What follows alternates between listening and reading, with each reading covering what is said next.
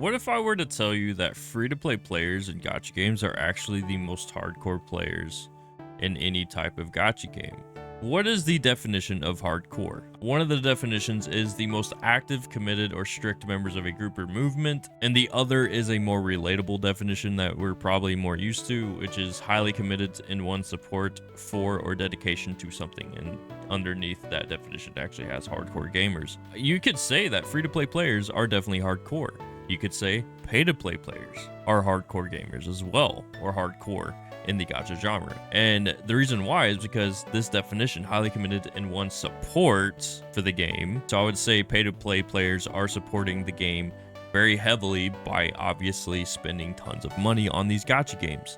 And I'm actually referring specifically to Wuthering Waves, but this could relate to any gacha game. But then free-to-play players are dedicated to something that pay-to-play players aren't, which is going free-to-play, doing everything in a free-to-play way, challenging themselves because they are going free-to-play. And I would say on both ends of the spectrum, you could be considered hardcore, especially in the gacha gaming genre. But what if free-to-play players are actually a little bit more hardcore than pay-to-play players? My reasoning behind this is free-to-play players have to look at it from a very different perspective when they're playing their gacha games, especially Wuthering Waves.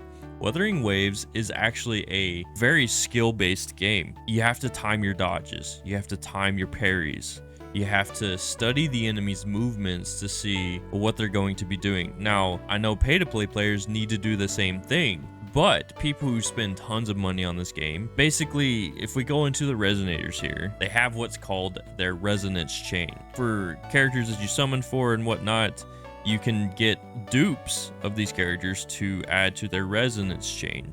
And so basically, these resonance chains open up different abilities. As a free-to-play player, you're most likely not going to have these characters maxed out in their resonance chains. Pay-to-play players do. And so I would say pay-to-play players definitely have a bit of an advantage when it comes to these resonance chains, because if you take a look at Morteffi's here, it says during Resonance Liberation Burning Rhapsody, the crit damage of Resonance Liberation's Mercado is increased by 30%.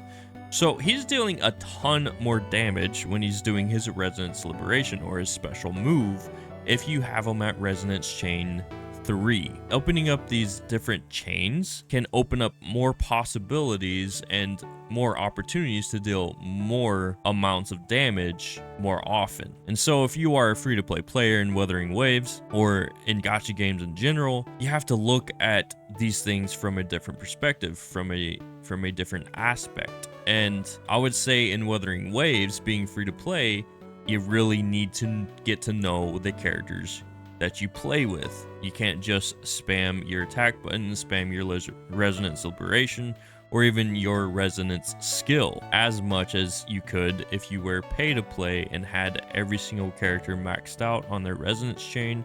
Possibly as a pay to play player, you probably have every best weapon that you can get for that specific character and whatnot. And I would say at that point, free-to-play players do become the more hardcore player base because they're dedicating themselves to something that is more challenging, more difficult, and creates an environment where you actually have to increase your skill rather than decrease your skill by having more powerful characters and power creeping a lot of the content. And in the same sense, free-to-play players are dedicating themselves to not spending money in the game, to not giving in to the gacha system. And another aspect of being free-to-play is you actually have to dedicate more of your time to certain things and suffer through basically patience. Whereas pay-to-play players can essentially boost character levels, boost weapon levels. We have what's called the union levels here. I'm currently at union level 30. I have not spent a single dime on this game. As a free-to-play player, you are having to spend a lot more time and dedicate a lot more time to certain events and allocate that time wisely, and therefore you're thinking about what you actually want to do rather than just doing it mindlessly as a pay-to-play player. Not saying that pay-to-play players are mindless, but when you are spending money on a game where that money can help you progress faster. You're not really thinking about, well, I should allocate my wave plates so that I can get the most out of them. Or you're not thinking about going to farm this particular material or that specific material so that you can actually level up your characters, level up your weapons and whatnot, ascend them into the next stage of levels. And essentially all that thinking aspect of how you want to allocate your time and how you want to spend that time and dedicate that time kind of goes away when you're spending a lot of money on this game. Now, there are those who don't spend a ton of money, but maybe get like the monthly pass and whatnot, or maybe they spend a little bit here and there, or on their favorite characters in the game, the people that they're looking forward to most. And I think all three financial ecosystems are essential in gacha games, because obviously the developers need to make money, so you're going to have your whales. You're also going to have your dolphins.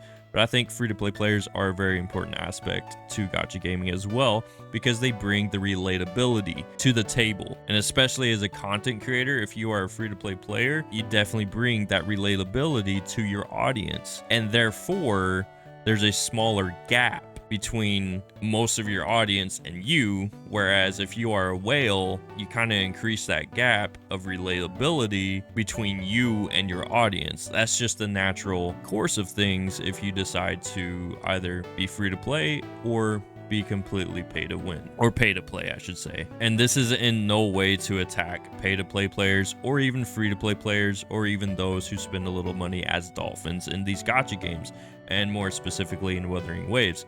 You get to choose how you want to play. You get to choose where you spend your money. That is perfectly fine. If you're a pay-to-play player, I'm not knocking you at all for doing that. I'm just trying to state how it is if you are pay-to-play or free-to-play, and that both ends of the spectrum can be considered hardcore in this genre. It's just that that hardcore definition shifts to different areas of the game when you're talking about pay-to-play players and free-to-play players. But yeah, that's about it. Just wanted to share my thoughts on that, and I hope you liked the video. I will catch y'all in the next one. Make sure to subscribe if you enjoyed the content.